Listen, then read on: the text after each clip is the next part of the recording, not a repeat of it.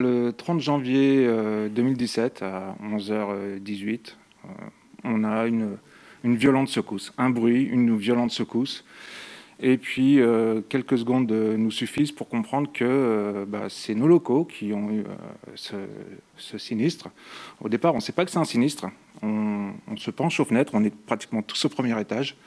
Et on se rend compte que notre rez-de-chaussée est en feu, a explosé, est en feu. Et il faut quelques secondes pour se rendre compte de la propagation des fumées, l'impossibilité d'utiliser un ascenseur. On ne peut plus prendre les escaliers. Il ne nous reste pas beaucoup d'issue. Vous étiez au premier étage, on voit l'entreprise là, ça. Et vous étiez sur ce premier étage. Donc, explosion. Au début, vous avez pensé que c'était une entreprise à côté, parce qu'il y a une entreprise Seveso juste à côté, c'est Exactement. Ça. On est voisin d'un laboratoire qui est classé Seveso et qui a des risques ATEX. Et on pensait que ça venait de chez eux. On était 10 milieux de se dire que ça pouvait venir de chez nous. Vous n'avez pas imaginé que ça pouvait venir de chez vous? Jamais. Pourquoi? Parce que la force de la tradition, de la transmission du savoir, ça nous est jamais arrivé, tout simplement. On ne s'imaginait pas que ça pouvait nous arriver. On ne s'imaginait pas. Alors, on ne va pas passer les diapositives, s'il vous plaît, c'est moi qui les passe. Merci beaucoup. Donc, ça fait 130 ans que l'entreprise existe, 130 ans que le même système de production est à l'œuvre, n'est-ce pas? C'est ça. C'est ça.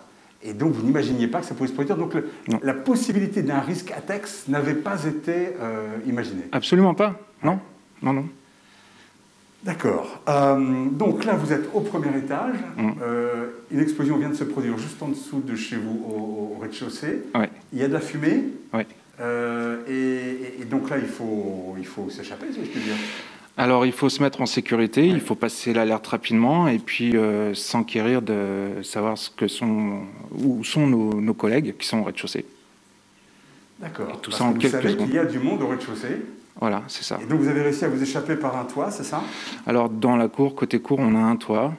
On a enjambé, on a posé des chaises devant les fenêtres, on a enjambé les fenêtres, on est passé sur le toit et on s'est réfugié vers les toits voisins. Ouais.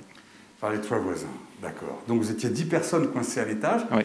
Et puis, en fait, ce que vous avez découvert assez rapidement, c'est qu'au rez-de-chaussée, il y avait, vous aviez constaté les dégâts, là, pour le coup.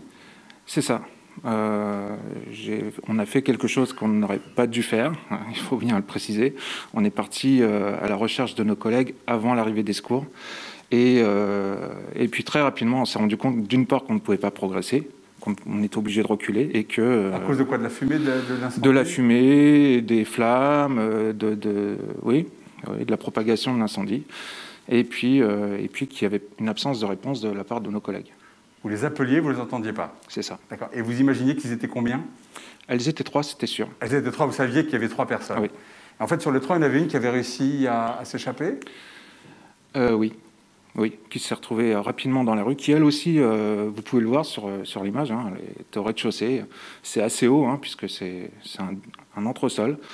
Et elle a réussi à sortir par une fenêtre qui était un peu dégagée.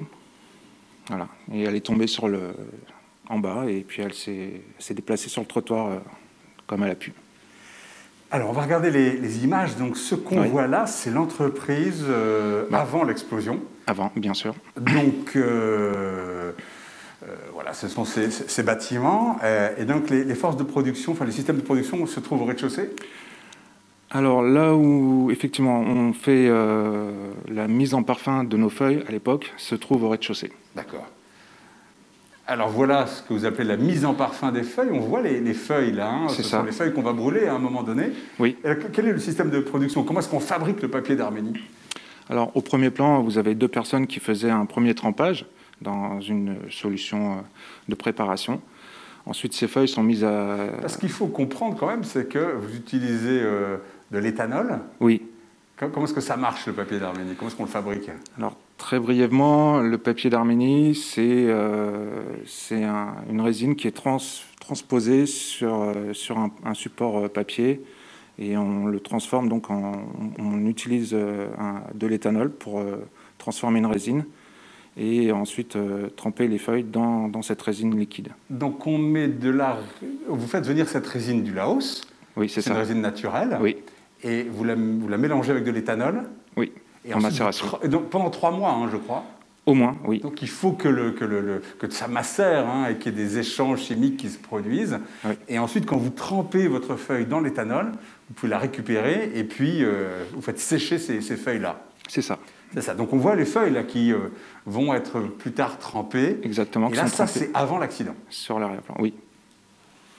Alors voilà quelques images prises de l'accident. Alors ça, c'est une première image.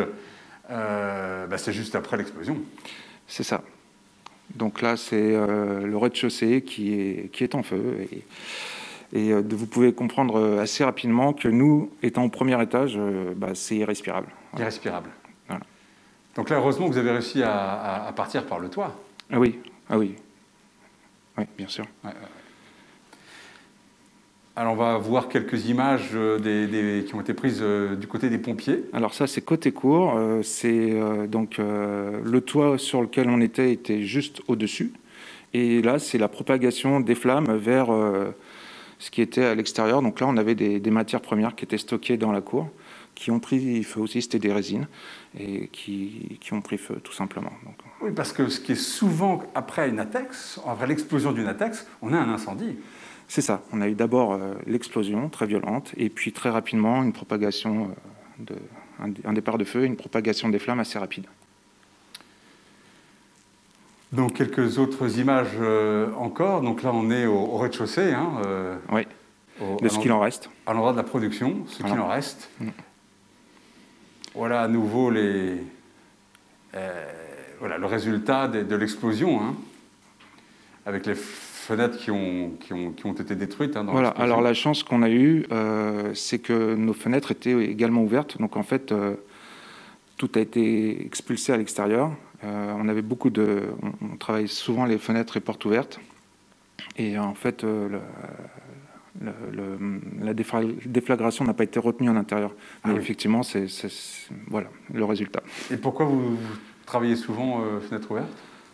À cause des parfums, tout simplement. Ouais, parce que c'est trop fort, c'est ça ? Voilà, c'est ça. Pour évacuer les parfums, je comprends. Donc voilà à nouveau notre rez-de-chaussée avec les pompiers. On voit que les fenêtres au premier étage n'ont pas été brisées quant à elles. Oui. Alors, qu'est-ce qu'on voit là ? Alors, ce sont les armoires de séchage qui étaient fabriquées sur mesure pour nous. Et là, elles ont l'air toutes neuves. C'était comme ça tous les jours. Oui, elles sont magnifiques. Voilà. Donc ça, effectivement, c'est relativement neuf, c'est récent. On mettait les feuilles qui avaient été trempées dans l'éthanol pour qu'elles sèchent. Elles restaient combien de temps là-dedans ? Une petite vingtaine de minutes, une demi-heure maximum. D'accord, quelques dizaines de minutes.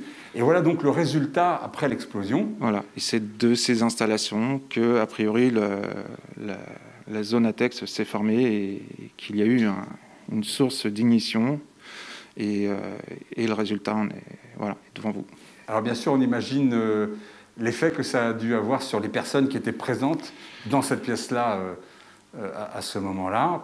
Voilà, on a cette photo juste pour... et puis on va arrêter le diaporama ici. C'est juste pour évoquer effectivement ce risque humain et le fait qu'on a eu deux personnes à qui il est arrivé quoi finalement ? 2 blessés graves, elles ont été hospitalisées très longtemps. Elles sont toujours en arrêt. Elles sont toujours en arrêt de travail aujourd'hui, 3 ans après. Presque 4 ans. 4 ans, oui. C'est vrai, 4 ans, c'était en janvier, oui. Ouais. De nombreuses greffes. Des vies personnelles vraiment brisées. Voilà. Un bilan assez lourd. Bon, voilà. Donc un bilan très lourd pour elle, puisque voilà, on a deux personnes qui n'ont pas repris le travail à ce jour, 4 ans après. Oui. La troisième personne, celle qui a réussi à partir par la fenêtre, elle a repris le travail. Oui, partiellement. Avec un aménagement de poste, un suivi. Il faut savoir quand même qu'il y a encore aujourd'hui des suivis psy, des soins, des cures. Enfin, c'est pas terminé. Donc, on comprend que tout ça, c'est évidemment extrêmement difficile pour vous. Et on va bien sûr raconter comment les choses se sont passées après. On va continuer à raconter l'histoire. Mais finalement, vous avez eu envie de témoigner. Qu'est-ce qui fait que finalement, vous avez envie de témoigner?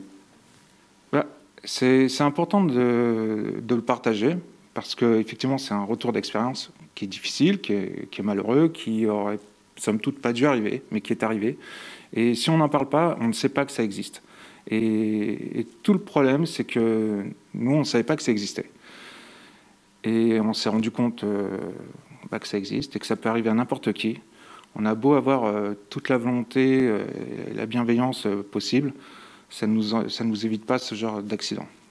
Et il faut savoir que aujourd'hui, effectivement, il existe des formations et il y a de la prévention à mettre en place. Et si on ne le fait pas, on peut avoir ce genre de situation. Vous, personnellement, en tant que chef de production, vous n'étiez pas formé, pas sensibilisé à ces risques d'explosion? Non. Non, pas du tout. Des risques incendie, on va dire classiques, oui, bien sûr. On a tous des extincteurs. On le sait, voilà, sans plus. Parce que vous avez appris votre métier sur le tas, si je puis dire. Oui, c'est assez spécifique, le papier d'Arménie, oui. Et donc, c'est de la transmission orale, on vous a montré, etc. Et petit à petit... C'est ça, c'est une entreprise familiale, 5 générations, et on se transmet le savoir au fil du temps. Et donc, selon vous, pendant 130 ans, le procédé n'a pas changé? C'est toujours la même résine, c'est toujours de l'éthanol Oui, ça, c'est une certitude. Alors, qu'est-ce qui s'est passé pendant 130 ans? On se dit, finalement... Pendant 130 ans, le même procédé, pendant 130 ans, on a eu de la chance. Pendant 130 ans, on a eu de la chance? Ouais, je pense, oui. Ouais. Alors, donc, explosion, quelle est l'explication, selon vous? Parce qu'il faut 5 conditions. Il faut un combustible. Un comburant, ça, c'est l'oxygène. Il faut que ce combustible soit dans l'atmosphère, avec des bonnes conditions de concentration. Et puis, il faut une source d'ignition. C'est ça, qui aujourd'hui est encore inconnue pour nous. La source d'ignition, on ne la connaît pas? Non. De toute façon, ça peut être n'importe quoi. Voilà, ça remet beaucoup de choses en question. La source électrostatique, un téléphone portable, un dysfonctionnement d'un branchement électrique. Nous, on le sait, aujourd'hui, on avait du matériel qui n'était pas approprié, qui n'était pas marqué Epsilon X, donc spécifique à latex. On ignorait qu'on avait un risque latex. Voilà. Tous ces ingrédients ont fait qu'on a connu cet épisode-là. Alors, le combustible, qu'est-ce que c'était? L'éthanol. Voilà, les vapeurs d'éthanol. Tout simplement. Parce que vous aviez quelle quantité d'éthanol, là C'était très faible. Et c'est à l'air libre, quand même? Non, c'était... oui. Alors, nous, on est un peu spécifique, on travaille avec des bacs ouverts. Des bacs ouverts, oui. Oui, qui n'étaient pas capotés. On avait une absence de ventilation. Et, absence de ventilation? Au-dessus du poste de trempage, oui. Et en revanche, dans les armoires de séchage, on avait une ventilation en circuit fermé. Voilà. C'était pas suffisant. D'accord, donc... un faible volume d'éthanol a suffi à avoir ce résultat. Et faible volume, ça veut dire quelle quantité, à votre avis? C'était moins de 20 litres mis en œuvre sous forme liquide, voilà, très peu sous forme de gaz, mais suffisamment pour avoir ce résultat. Donc c'était un contenant rempli d'environ, ou plusieurs contenants remplis de 20 litres d'éthanol, ouvert vers l'extérieur, et à votre avis, c'est ça qui a suffi, alors que les fenêtres étaient ouvertes? Non seulement c'était juste un contenant qui n'avait pas 20 litres quand c'est arrivé, qui avait une dizaine de litres, et en plus c'était l'équivalent de quoi? Allez, 120 feuilles qui étaient en train de sécher, donc qui ont formé un nuage autour d'elles. C'était pas grand-chose. Oui, parce que les feuilles ont dégazé, si je puis dire. Oui, c'est ça. Ah, c'est ça. Les feuilles ont dégazé. Les feuilles, elles ont une forte... elles ont une grande surface. Oui. Donc, on peut imaginer que... D'accord. Oui, donc c'est étonnant que pendant 130 ans, il ne se soit rien passé, quoi. Ce que je vous dis, je pense qu'on a de la chance. Et là, vous aviez les fenêtres ouvertes, en plus? Oui. Ah oui. D'accord. Donc, on a parlé des difficultés humaines importantes qui demeurent même encore aujourd'hui. Et pour l'entreprise, je suppose que ça constitue un choc vraiment important. La production a été arrêtée, bien sûr. La production a été arrêtée. On a évidemment pu reconstruire assez rapidement parce qu'on a mis toute l'énergie nécessaire pour le faire.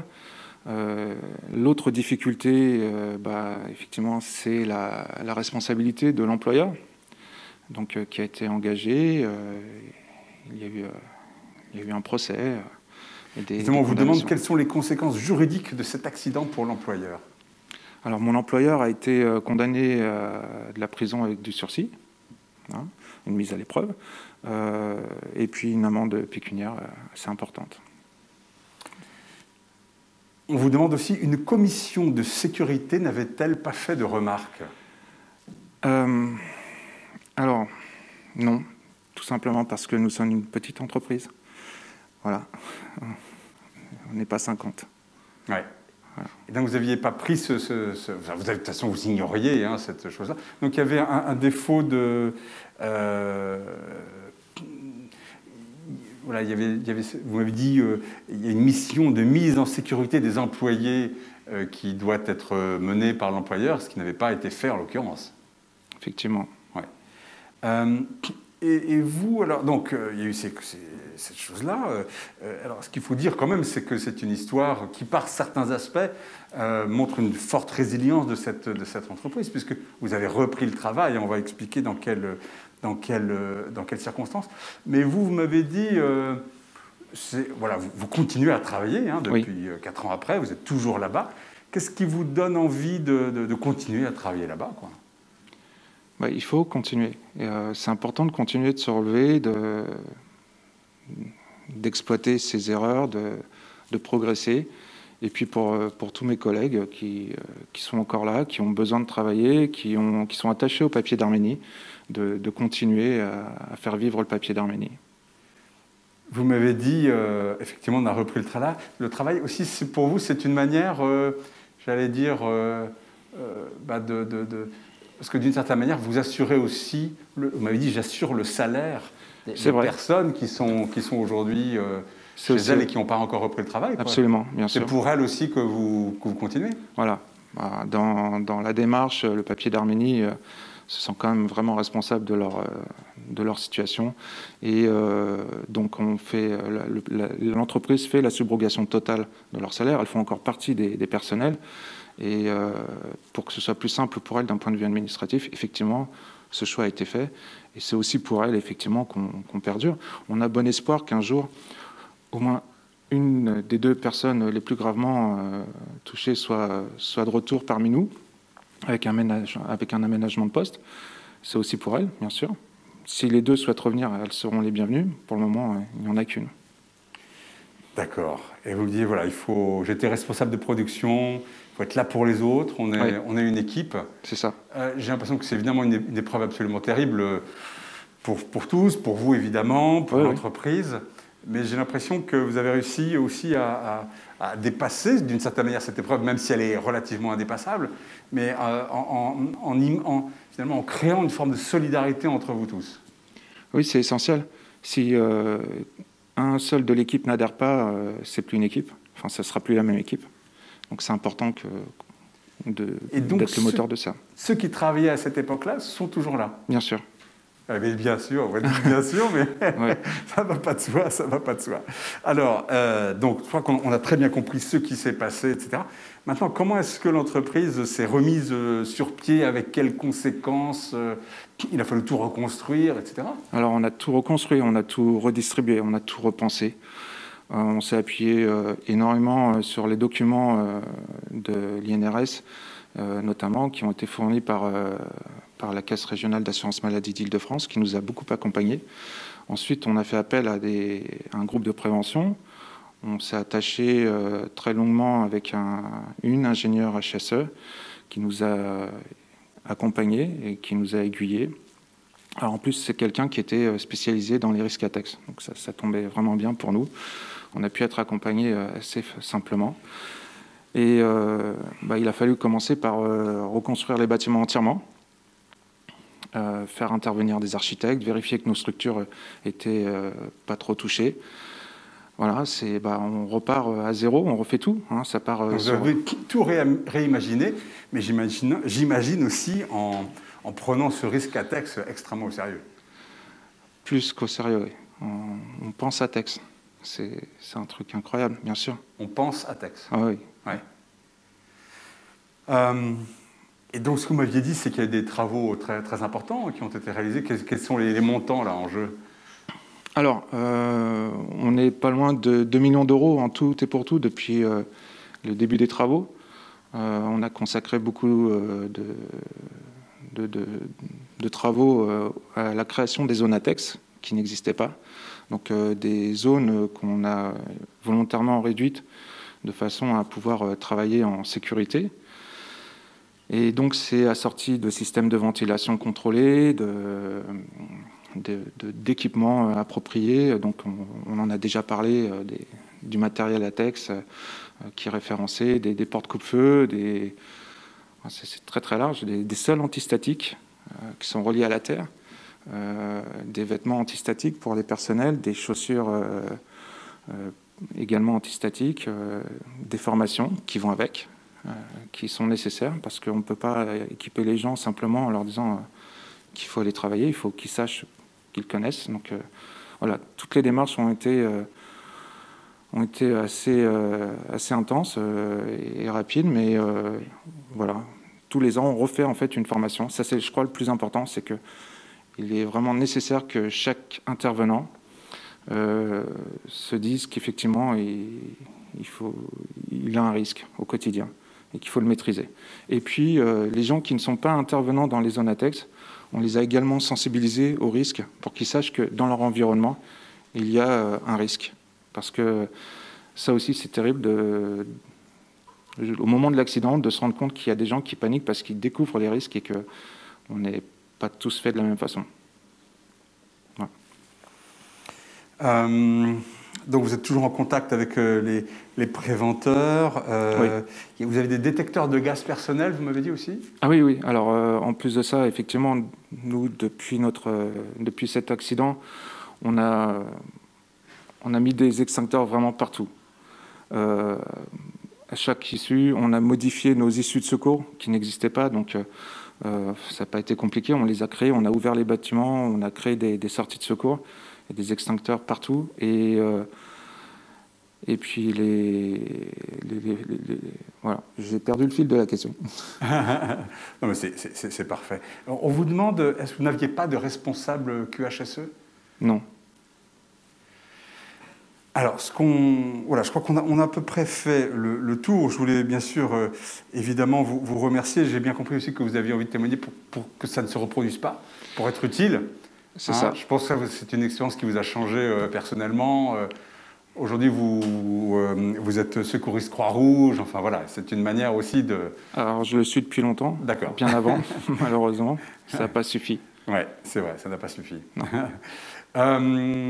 Mais quand même, on sent chez vous cet appétit d'être pour les autres, et même c'est ancien, puisque vous étiez secouriste Croix-Rouge, donc on sent en vous voilà, cette envie d'être utile et puis de faire corps tous ensemble. Et voilà, c'est un très beau témoignage. Je le dis moi-même, mais je ne fais aussi que répéter ce que tout le monde dit dans le chat. Merci. Un témoignage poignant, courageux. Voilà, et utile, un témoignage authentique, courageux. Beaucoup de réactions pour vous remercier infiniment, Merci. Monsieur Saconnet.